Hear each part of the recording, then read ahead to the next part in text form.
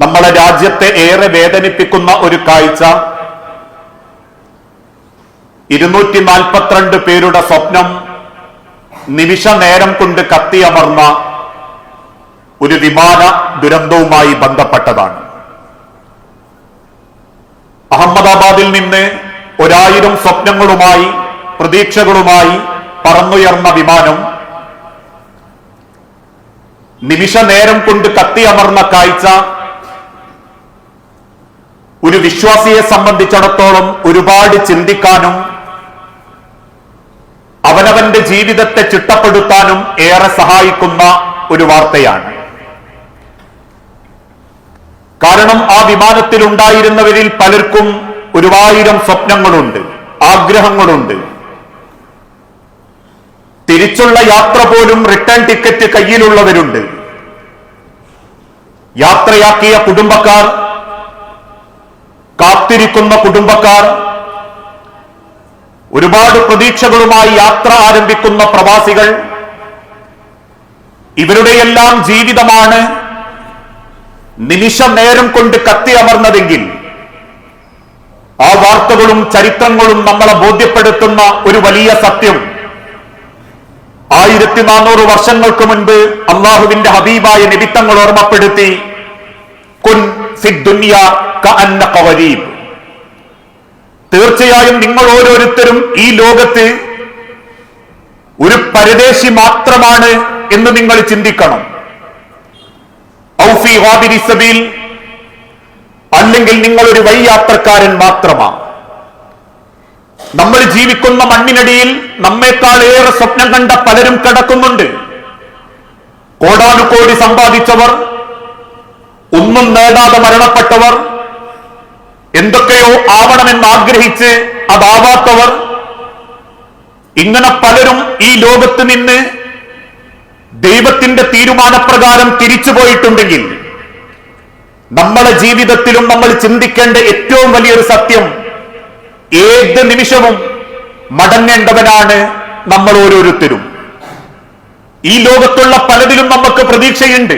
ഉദാഹരണമായി, മാസത്തിന്റെ 1-ാം തീയതിക്കോ 5-ാം തീയതിക്കോ ഇടയിൽ എനിക്ക് ശമ്പളം വരും, അതല്ലെങ്കിൽ ഇന്ന ദിവസത്തിനിടയിൽ എന്റെ ബില്ല് വരും, എന്റെ വാഹനത്തിൽ ഇത്ര കിലോമീറ്ററുകൾ ഓടാനുള്ള ഇന്ധനമേ ഉള്ളൂ എന്നൊക്കെ നമുക്ക് പ്രതീക്ഷയുണ്ടെങ്കിലും ആ ശമ്പളം വാങ്ങാൻ, ആ പെട്രോൾ തീരാൻ, ആ ബില്ല് കൈപ്പറ്റാൻ ഈ ലോകത്ത് ഒരു ഗ്യാരണ്ടിയും ഇല്ലാത്തതൊന്നുണ്ടെങ്കിൽ അത് മനുഷ്യന്റെ ജീവിതം മാത്രമാണ്. ഏത് നിമിഷവും അല്ലാഹു തആല തിരിച്ചു കൊണ്ടുപോകും. എന്റെയും നിങ്ങളുടെയും ജീവിതത്തിൽ അല്ലാഹു മലക്കുൽ മൗത്തിനെ കാര്യം ഏൽപ്പിച്ചിട്ടുണ്ടെങ്കിൽ നമ്മൾ എവിടെയായിരുന്നാലും ഏത് സ്വപ്നത്തിലാണെങ്കിലും എന്റെയും നിങ്ങളുടെയും ആത്മാവിനെ കൊണ്ടുപോയേ അടങ്ങൂ. അത് അല്ലാഹു തആല നമുക്ക് കാണിച്ചു തരുന്ന ഓരോ രീതികളുണ്ട്. ഏതാനും ചില ദിവസങ്ങൾക്ക് മുൻപ് തൊട്ടടുത്ത കൊയിലാണ്ടിയിലുള്ള ഒരു മരണവാർത്തയും നമ്മൾ കേട്ടു. ഏറെ മോഹിച്ച് ആഗ്രഹിച്ച് ഫാരിസ് എന്ന ചെറുപ്പക്കാരൻ ഒരു വീട് പണിതു. 1-ാം തീയതി ആ വീട്ടിലേക്കുള്ള പ്രവേശന കർമ്മം സുബഹി നമസ്കാരത്തോടുകൂടി തന്റെ വേണ്ടപ്പെട്ട കുടുംബക്കാരോടൊപ്പം ആ വീട്ടിൽ പ്രവേശിച്ചു.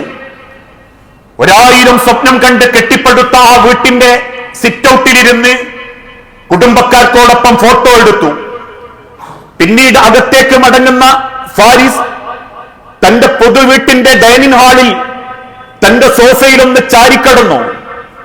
പിന്നീട് വാർത്തകൾ കേൾക്കുന്നത് അസർ നമസ്കാരത്തിന് ശേഷം ഫാരിസിന്റെ മയ്യത്ത് നമസ്കാരം ആ പള്ളിയിൽ ആരംഭിക്കുമെന്നായിരുന്നു. 5 മണി മുതൽ 9 മണി വരെ വീട്ടുപ്രവേശനത്തിനുള്ള സൽക്കാരമൊരുക്കുന്ന അതേ പന്തലിൽ ആ ഒരു കാര്യത്തിൽ പങ്കെടുക്കാൻ കാത്തിരിക്കുന്നവരുടെ ചെവികളിലേക്ക് പിന്നെ എത്തുന്ന വാർത്ത ആ ഫാരിസ് എന്ന ചെറുപ്പക്കാരന്റെ മരണമായിരുന്നെങ്കിൽ അള്ളാഹു ആവർത്തിച്ചാവർത്തിച്ച് ഈ ഉമ്മത്തിനെ ബോധ്യപ്പെടുത്തി കൊടുക്കുന്ന ഒരു വാക്കുണ്ട്, ഐനമാ കുൻതും ഐനമാ തകൂനു, നിങ്ങൾ എവിടെയായിരുന്നാലും യുദ്രിക്കുകുമുൽ മൗത്ത്, മരണം നിങ്ങളെ പിടികൂടുക തന്നെ ചെയ്യും.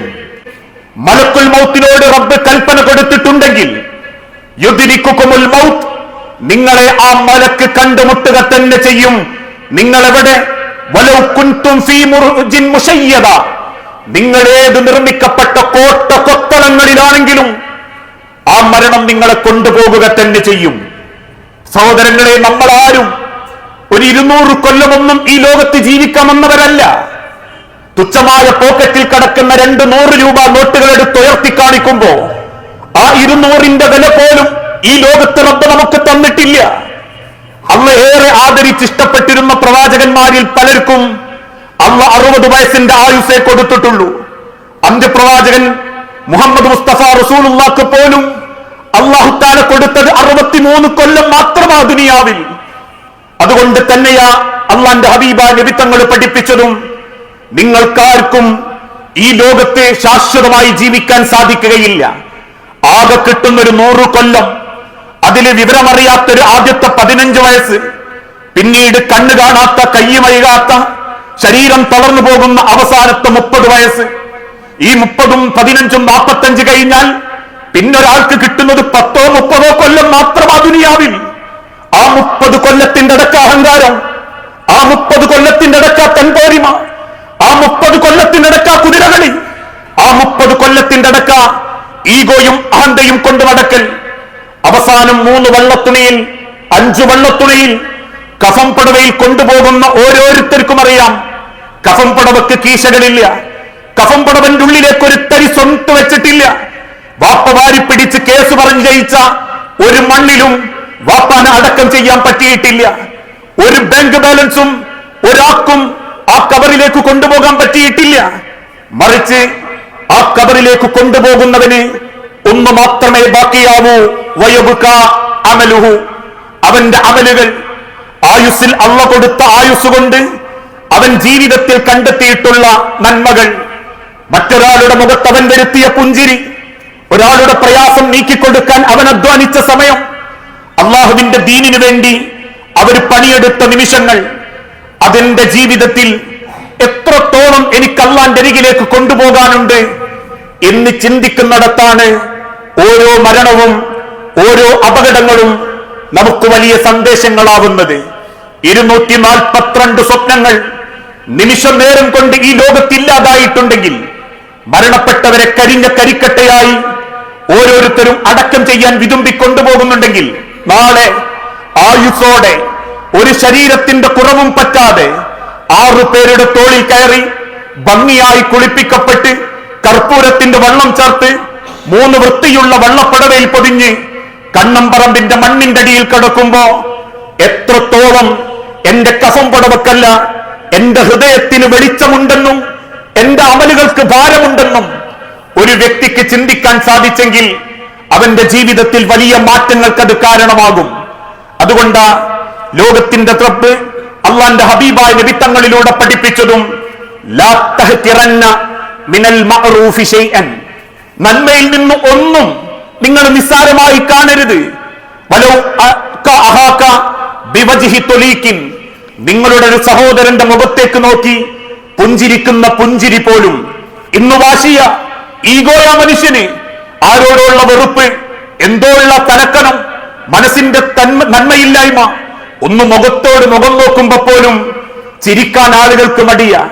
ഒന്നും കൊടുക്കേണ്ട മനുഷ്യരെ ഒന്ന് ചിരിച്ചാൽ പോലും നിങ്ങൾക്ക് സ്വതക്കയാണെന്നും ആ പുഞ്ചിരിക്ക് നിങ്ങൾ സ്വപ്നം കാണാത്ത കൂലി നാളെ റബ്ബിന്റെ അരികിൽ നിങ്ങൾക്കുണ്ടാകുമെന്ന് ആവർത്തിച്ചല്ലാന്റെ ഹബീബ നബി തങ്ങൾ പഠിപ്പിച്ചിട്ടും എത്ര പേർക്കത് മനസ്സറിഞ്ഞ് ചെയ്യാൻ പറ്റുന്നുണ്ട്?